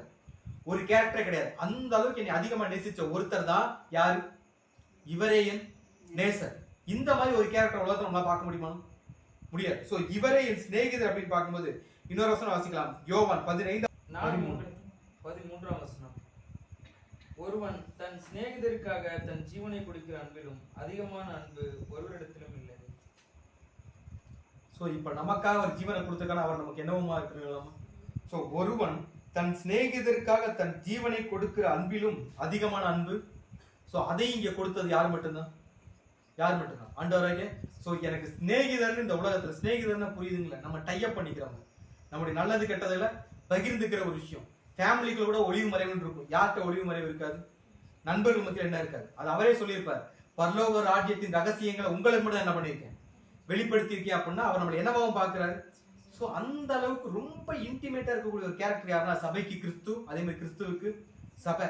இத சபை எப்பதான் புரிஞ்சுக்கும் அப்படின்னா ஒரு எக்ஸ்ட்ரீமான ஒரு ட்ரபிளுக்குள்ள போனதுக்கு அப்புறம் சபை என்ன பண்ணும், புரிஞ்சுக்கும். சபைக்கு எக்ஸ்ட்ரீமான ட்ரபிள் அப்படிங்கறதே கிறிஸ்து சபையை விட்டு போறதுதான். உலகத்துல இருந்து வரக்கூடிய பாடுகள் அந்த டைம்ல சபைக்கு என்னவா தெரியாது, என்னவா தெரியாது, கஷ்டமா தெரியாது. யார் அவமானப்படுத்தினாலும் என்ன பண்ணிட்டு போங்க, அவமானப்படுத்திட்டு போங்க. யார் திட்டினாலும் திட்டிட்டு போங்க. எனக்கு யார் மட்டும்தான் வேணும், என் நேசர் போயிட்டார், அவர் மட்டும்தான் என்ன வேணும், எனக்கு வேணும், அவரை கண்டுபிடிக்க என்ன பண்ணும். சோ அப்படி ஒரு சிந்தனை தான் சபைக்கு இருக்குமே ஒழிய உலகத்துல இருந்து வரக்கூடிய பாடுகள் கொஞ்சம் கூட யார் மைண்டுக்கு போகாது, சபையோட மைண்டுக்கே போகாது. அப்படி ஒரு ஓட்டத்தை ஓடக்கூடிய கேரக்டருக்குள்ள இப்ப யார் வந்திருக்குன்னா சபை வந்திருக்குது. எந்த அளவுக்கு அவர் நமக்காக ஓடி இருக்க அப்படின்னு பார்க்கும்போது தீத்து 2வது அதிகாரம் 14வது வசனம். அவர் நம்மை சகல அக்கிரமங்கள் நின்று மீட்டுக் கொண்டு தமக்குரிய சொந்த ஜனங்களாகவும் நற்கிரியைகளை செய்ய பக்தி வைராக்கியம் உள்ளவர்களாகவும் நம்மை சுத்திகரிக்கும்படி நமக்காக தம்மைத்தாமே ஒப்பு கொடுத்தார். என்னை அவர் நேசிச்சதுக்காக, எனக்கு அவர் சிநேகிதனா இருக்கணும்னு அவர் விருப்பப்பட்டதுனால நம்முடைய அக்கிரமங்களை அவர் என்ன பண்ணிருக்காங்களாமா, அவர் நம்மை சகல அக்கிரமங்களில் நின்று மீட்டுக் கொண்டு தமக்குரிய சொந்த ஜனங்களாகவும் நற்கிரியைகளை செய்ய பக்தி வைராக்கியம் உள்ளவர்களாகவும் நம்மை சுத்திகரிக்கும்படி நமக்காக தம்மை தாமே என்ன பண்ணிருக்காங்களாமா. சோ இது எல்லாத்தையும் யாருக்காக தான் பண்ணியிருக்கிறாரு, நமக்காக தான் பண்ணியிருக்கிறாருங்கிற சபை என்னைக்கு புரிஞ்சுக்கிச்சோ அதுக்கப்புறம் சபை இந்த ஓட்டத்தை என்ன பண்ணாது, வெளியே வரவே வராது. அவங்க எவ்வளவு கஷ்டம் வந்தாலும் சபை அதை என்ன பண்ணும், என்ன பண்ணும், ஈஸியா பீட் பண்ணும். எவ்வளவு கஷ்டம் வந்தாலும் எவ்வளவு சோதனைகள் வந்தாலும் யாருக்கு வந்தோம்னா ஆண்டவராகிய இயேசு கிறிஸ்து. நம்ம இன்னொரு வசனோட வாசிக்கலாம். 1 யோவான் 3வது அதிகாரம் 16வது வசனம். 16ஆம் வசனம். அவர் தம்முடைய ஜீவனை நமக்காக கொடுத்ததினாலே அன்பு என்னதென்று அறிந்திருக்கிறோம். நாமும் சகோதரருக்காக ஜீவனை கொடுக்க கடனாளிகளாய் இருக்கிறோம். சோ இப்ப நமக்கு இருக்கிற கமிட்மெண்ட் என்ன அப்படின்னு பார்க்கும்போது அவர் எப்படி தம்முடைய சிநேகிதருக்காக ஜீவனை கொடுத்தாரோ அதே மாதிரி இங்க நம்மளும் நம்முடைய சிநேகிதருக்கு என்ன பண்ணியாலும் அவங்க அதுக்கு நம்ம கடமைப்பட்டிருக்கோங்கிற இத சபை எங்க ப்ரூவ் பண்ணுச்சு அப்படின்னு ஒரு கேள்வி கேட்டா, இப்ப என்னன்னா சபை இந்த அளவுக்கு நான் யாரை புரிஞ்சு வச்சிருக்கிறேன், கிறிஸ்துவ புரிஞ்சு வச்சிருக்கேன்னா இந்த ஓட்டத்துல சபை என்ன பண்ணி ஆகணும், ஓடி ஆகணும். என்ன ஓட்டம் ஓடணும்னா என்ன சொல்லியிருக்காங்கன்னா அவர் தம்முடைய ஜீவனை நமக்காக கொடுத்ததினாலே அவருடைய அன்பு இன்னதென்று என்ன பண்ணிருக்கோம், நம்ம அறிந்திருக்கிறோம். நாமும் சகோதரருக்காக ஜீவனை கொடுக்க கடனாளிகளா இருக்கிறோம்னா இத சபை எங்க செஞ்சுச்சு அப்படின்னு கேள்வி இருக்கும்போது அதே உன்னத பாட்டு 5ஆம் அதிகாரம் 7ஆம் வசனம் படிச்சிருக்கோங்கல்ல, என்ன படிச்சிருக்கோம் அப்படின்னு பார்த்தோம்னா நகரத்திலே திரிகிற காவற்காரர் என்னை கண்டு என்னை அடித்து என்னை காயப்படுத்தினார்கள். அலங்கத்தின் காவற்காரர் என் மேல் இருந்த என் போர்வையை எடுத்துக்கொண்டார்கள். சோ இந்த வசனங்களை கடந்த வாரம் நம்ம பார்த்துட்டோம். சோ சபை கிறிஸ்துவ தேடி வரும்போது யார் தான் அடிக்கிறது, அந்த ஜனங்கள் சபை மக்கள் தான் சபையை அடிக்கிறாங்க, சபை மக்கள் தான் சபையை காயப்படுத்துறாங்க, சபை மக்கள் தான் சபைக்கு ஒரு டிராஜடியை கொடுக்குறாங்க. ஆனா அதுக்கப்புறம் பேசக்கூடிய வசனங்களை சபை யார்கிட்ட தான் பேசிட்டு இருக்கு, அதே சபை மக்கள்கிட்ட தான் யாரை ப்ரூவ் பண்ணிட்டு இருக்கு அப்படின்னு பார்க்கும்போது சோ இங்க சபைக்கு கோபம் வரல. யார் மேல, யார் மேல, அவன் மேல, சபை மக்கள் மேல சபைக்கு கோபம் வரல. சபையை காயப்படுத்துறவங்கள சபைக்கு வருத்தம் வரல, சபையை கஷ்டப்படுத்துறவங்கள சபைக்கு என்ன கிடையாது, எந்த ஒரு நெகட்டிவான ஃபீலிங்கே கிடையாது. எதையுமே சகிச்சு கொள்ளக்கூடிய நிலைக்கு யார் வந்துட்டதுங்களாமா, யார் வந்துட்டது, சபை வந்துருச்சு. யார் மாறி அப்படின்னா கிறிஸ்துவுக்குள் ஞானஸ்தானம் பெற்றவர்கள் எத்தனை பேர்களோ அத்தனை பேர்களும் கிறிஸ்துவ என்ன பண்ணி நீங்க தரிச்சுக்கிட்டீங்க அப்படிங்கறத சபை எங்க ப்ரூவ் பண்ணுதுன்னா இந்த இடத்துலதான் ப்ரூவ் பண்ணுது. எந்த இடத்துல, கிறிஸ்துவ முழுசா புரிஞ்சுக்கிட்டதுக்கு அப்புறம், கிறிஸ்துவ முழுசா ஏத்துக்கிட்டதுக்கு அப்புறம் உலகத்துல இருந்து எவ்வளவு பாடுகள் வந்தாலும் அந்த பாடுகளை சபை என்ன பண்ணிக்கும், ஈஸியா சகித்துக்கும், ஈஸியா சபை ஏத்துக்கும். யார் நிமித்தம், கிறிஸ்துவின் நிமித்தம் எல்லாத்தையும் சபை சகித்துக் கொள்ளக்கூடிய நிலைமையில யார் வந்துட்டதுன்னா சபை தன்னை காயப்படுத்துறவங்களுக்கே இப்ப யாரை விட்னஸ் பண்ணிட்டு இருக்குன்னா கிறிஸ்துவ என்ன பண்ணிட்டு இருக்கிறாங்க, விட்னஸ் பண்ணிட்டு இருக்காங்க. அதோடைய விளைவு, எதோட விளைவு, சபை இந்த சூழ்நிலையும் கூட கிறிஸ்துவை அவங்கள விட்னஸ் பண்ணதுக்காக வந்த விளைவு என்ன அப்படின்னு பார்க்கும்போது இப்ப நம்ம வாசிக்கலாம். சோ உன்னத பாட்டு 6ஆம் அதிகாரம் 1ஆம் வசனம் வாசிக்கும் போது இப்ப மத்த ஜனங்கள் கேட்கிறாங்க. யார் மத்த ஜனங்கள், சபை யார்கிட்ட பேசிட்டு இருந்துச்சோ அந்த ஜனங்கள் யார்கிட்ட பேசிருந்தாங்க, எருசலேமின் குமாரத்திகள்னா எருசலேமின் குமாரத்திகள், புறஜாதியார்னா புறஜாதி, திரள் கூட்ட வகுப்பார்னா திரள் கூட்ட வகுப்பார், பெயர் சபை அமைப்புனா யாரா வேணா இருக்கலாம். சபையை யார் கொஸ்டின் பண்ணாங்களோ அந்த நபர்களுக்கு இந்த அதிகாரத்துல சபை தான் எக்ஸாக்டா. சபை வந்து சபையில வளராத நிலைமையில இருக்கக்கூடிய ஜனங்களுக்கு கிறிஸ்துவ என்ன பண்ணிட்டு இருக்காங்க, விட்னஸ் பண்ணிட்டு இருக்காங்க. விட்னஸ் பண்ணதோட விளைவு என்ன நடக்குதுன்னா, உன்னத பாட்டு 6ஆம் அதிகாரம் 1ஆம் வசனம் வாசிக்கும் போது, உன் நேசர் எங்கே போனார், ஸ்திரீகளில் ரூபவதியே உன் நேசர் எவ்விடம் போய்விட்டார், உன்னோட கூட நாங்களும் அவர் என்ன பண்ணுவோம். இந்த வசனத்தை யார் சொல்றது? இது சபை பேசுற வசனமா இல்ல கிறிஸ்து பேசுற வசனமா? அப்ப யார் பேசுற வசனம்? எருசலேமின் குமாரத்தில ஒரு கேட்டகரி இருந்தாங்கல்ல ஆரம்பத்துல, அதான் உன்னத பாட்டு 5ஆம் அதிகாரம் 7ஆம் வசனத்துல, சபையை யாரு காயப்படுத்தினாங்களோ, சபையை யாரு அவமானப்படுத்தினாங்களோ அவங்கள்ட்ட தான் சபை கிறிஸ்துவ என்ன பண்ணிட்டு இருந்தாங்க, எல்லாரும் விட்னஸ் பண்ணிட்டு இருந்தாங்க. இப்ப கிறிஸ்துவ அவங்களும் புரிஞ்சுக்கிட்டதுக்கு அப்புறம் இவங்க ஃபர்ஸ்ட் விட்னஸ் பண்ற ஒரு விஷயம் என்னன்னா, யாரு? எருசலேமின் குமாரத்திகள் அல்லது திரள் கூட்ட வகுப்பார் சொல்ற விஷயம் என்னன்னா, உன் நேசர் எங்கே போனார் அப்படின்னா, இதுக்கு முன்னாடி கேட்ட கேள்வி என்னன்னா, உன் நேசர் எதினால் விசேஷித்தவர் அப்படிங்கிற பட்சத்துல, அப்ப அவரை நேசரா அவங்க யார் கன்சிடர் பண்ணல. ஆனா 6ஆம் அதிகாரம் 1ஆம் வசனத்துல வாசிக்கும் போது, இப்ப கிறிஸ்துவ நேசரா யாரு ஏத்துக்கிட்டது? எருசலேமின் குமாரத்தையும் அக்செப்ட் பண்ணிட்டாங்கன்னா, அந்த வேலைக்கு அவங்க அந்த நிலைமைக்குள்ள அந்த சிந்தனைக்குள்ள அவங்க வர்ற காரணமா இருந்தது யாரு? சபை. சோ எவ்வளவு பாடுபடுத்தினாலும் அவங்களை விட்டு சபை என்ன பண்ணல, போகல. கிறிஸ்துவ விட்னஸ் பண்ணி அவங்களும் சத்தியத்தில் நடக்கிற உதவி யார் செஞ்சிருக்கிறது? நம்ம மனைவிகளை குறிச்சு படிச்சிருப்போங்கள, உங்கள் சொந்த புருஷருக்கு சகலத்துல நீங்க என்ன பண்ணுங்க, கீழ்ப்படியுங்க. என்ன காரணம் அப்படின்னா, ஒருவேளை அவங்க சத்தியத்துக்குள்ள இல்லாம இருந்தா உங்களுடைய நல்ல நடக்கைகளையும் கிரியைகளையும் பார்த்து ஒருவேளை அவங்க சத்தியத்துக்குள்ள வர்றதுக்கு ஒரு வாய்ப்பா இருக்குன்னு சொல்லுவாருங்களே.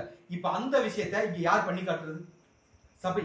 சோ நம்மளை அடிச்சாலும், நம்மளை காயப்படுத்தினாலும், நம்மளை கஷ்டப்படுத்தினாலும் அவங்களுக்காக தேவனுக்காக அவங்களுக்காக ஊழியம் பண்ணணும், அவங்களுக்காக ஜெபம் பண்ணக்கூடிய பக்குவம் யாருக்கு வந்திருக்குன்னா சபைக்கு வந்திருக்கு. யாருக்கு வந்த மாதிரி? இது யாருடைய நாலேஜ்? கிறிஸ்துடைய நாலேஜ். தன்னை அடிச்ச போர் சேவகனுக்காக வந்து அவர் என்ன பண்ணியிருக்காரு, ஜெபம் பண்ணார். அவருக்காக மரணத்துக்குள்ள என்ன பண்ணியிருக்காரு, அவர் செலுத்தின ஈடுபடி எங்க யாருக்கும் அப்ளை ஆகும்? இதோ உலகத்தின் பாவத்திற்காக. சோ அந்த மைண்ட் செட்ல யார் வந்து சபை வந்து சபை செலுத்தின இந்த சாட்சியை நிமித்தம் இப்ப மனம் மாறுதல் அடைஞ்ச ஜனங்கள் யாருன்னா இந்த எருசலேமின் குமாரத்திகள் வந்ததுனால அவங்க சொல்ற விஷயம்னா, உன் நேசர் எங்கே போனார் அப்படின்னா, அவங்க ஃபர்ஸ்ட் விட்னஸ் பண்ண விஷயம்னா அவர் தான் உங்களுடைய நேசர். நேசர்னால இப்ப யாரு தான், அவர் தான் அப்படிங்கறத யாரு இப்ப ஏத்துக்க ஆரம்பிச்சுட்டாங்க, அவங்கள ஆரம்பிச்சுட்டாங்க. ரெண்டாவது அவங்க சொல்ல வேண்டிய விஷயம்னா, ஸ்திரீகளின் ரூபவதியே. இங்க எத்தனையோ பேர் இருக்கிறோம், எருசலேமின் குமாரத்திகளை எத்தனையோ பேர் இருக்கிறோம். நேசர் எங்களுக்கு இந்த மாதிரி யாரும் என்ன பண்ணல, அடையாளம் காட்டவே இல்லை. அவருக்கு பிரியமான ரூபவதியை யார் மட்டும்தான் இருக்க முடியும்? யார் மட்டும்தான் இருக்க முடியும்? நீ மட்டும்தான் இருக்க முடியும். யார் மட்டும்தான்? சபை மட்டும்தான் இருக்க முடியும். அப்படிங்கிறதையுமே இங்க யாரு விட்னஸ் பண்ண ஆரம்பிக்கிறது? எருசலேமின் குமாரத்திகள். சோ சபைக்கு ஒரு காலம் இக்கட்டு காலமா இருந்தாலுமே கூட ஒரு காலம் சபை இந்த உலகமே என்ன பண்ணியாகும், ஃபாலோ பண்ணியாகும். நம்ம தீர்க்கதரிசன புத்தகம் படிச்சிருப்போம். யாக்கோபின் தேவனை தேடி இந்த உலக ஜனங்கள் மொத்தம் என்ன பண்ணுவாங்களாமா, யாரு பின்னாடி போவாங்க? சபை போறதுக்கு பின்னாடி உங்கள் தெய்வம் யாரு, எங்களுக்கு என்ன பண்ணுங்க சொல்லுங்கன்னு எப்ப சபைக்கு பின்னாடி போவாங்க அப்படின்னா, சபை என்னைக்கு இந்த ஓட்டத்தை ஓடுதோ அப்பதான் இந்த உலகத்துக்கு முன்னாடி சபை ரூபவதியா தெரியும். என்ன தெரியும்? சபை ரூபவதியா தெரியும்னா உலகம் கொடுக்கக்கூடிய பாடுகளை நம்ம என்ன பண்ணியாகும், சகிச்சாலும். அதே நேரத்தில் நிறுத்தலாமான்னு, நீங்கள் தீமையை தீமையினால் வெல்லாமல் நன்மையினாலே வெல்லுங்க. நம்ம அதுதான் வந்திருக்கோம். நம்ம எந்த அளவுக்கு தீமையை நன்மையினால் வெல்றோமோ அந்த அளவுக்கு இந்த உலகம் கிறிஸ்துவுக்குள்ள வர்றதுக்கு யார் வழிகாட்டியா இருக்கலாம்? அங்க சபை இருந்த மாதிரி இங்க யார் இருக்கலாம்? சோ அவங்க சொல்லி முடிக்கிறது எப்படி முடிப்பாங்கன்னா, உன் நேசர் எவ்விடம் போய்விட்டார் அப்படின்னா, இப்ப நேசர் யாருக்கு மட்டும்தான் வேணும்? ரூபவதிக்கு, சபைக்கு மட்டும்தான் வேணும். ஆனா இங்க என்ன சொல்றாங்கன்னா, உன்னோட கூட நாங்களும் என்ன பண்ணுவோம், அவரை தேடுவோம்னா, இப்ப சபை பின்னாடி போறதுக்கு யார் ரெடி ஆயிட்டது? எருசலேமின் குமாரத்திகளும். இந்த பாயிண்ட 1ஆம் அதிகாரத்திலே சபை சொல்லிருக்கோம். என்னன்னா, என்னை இழுத்து கொள்ளும் நாங்கள் உமக்கு பின்னே என்ன பண்ணுவோம், ஓடி வருவோம்னு சபை அங்க சொன்னத சபை இங்க என்ன பண்ணிருக்கு, செஞ்சு காட்டியிருக்காங்க. அந்த ஊழியம் வாயில பண்றது என்ன பெரிய விஷயமே இல்லை. விசுவாசிக்கிறதுக்கு மாத்திரம் நம்ம என்ன பண்ணல, அழைக்கப்படல. கிரியை இல்லாத விசுவாசம். சோ கிரியையை சபை என்ன பண்ணிருக்கு, என்னை இழுத்துக்கொள்ளும் உமக்கு பின்னே ஓடி வரும் வாயில மட்டும் சொல்லாம அதை சபை 5ஆம் அதிகாரத்தை என்ன பண்ணி காட்டியிருக்காங்க, செஞ்சு காட்டியிருக்காங்க. செஞ்சு காட்டினதுனால அந்த சபையின் ஊழியத்தின் நிமித்தம் இப்ப சபை பின்னாடி ஓடுறதுக்கு யார் ரெடி ஆயிட்டது? எருசலேமின் குமாரத்திகளும் ரெடி ஆயிட்டாங்க. இதுக்கப்புறம் சபை எருசலேமின் குமாரத்திகள் மூலமாவோ இல்ல தன்னுடைய சுய ஓட்டத்தின் மூலமாவோ கிறிஸ்துவை எப்படி கண்டுபிடிக்கிறாங்க, கிறிஸ்துவிடமா எப்படி போய் சேர்றாங்க, அதுக்கப்புறம் கிறிஸ்துவுக்கும் இவர்கள் இருவருக்கும் ரிலேஷன்ஷிப் எப்படி பில்ட் ஆகுது அப்படிங்கிறத வரக்கூடிய வாரங்கள் தொடர்ந்து சிந்திக்கலாம். தேவன் தாமே இந்த வார்த்தையில் ஆசீர்வாதம் தருவாராக. ஆமாம்.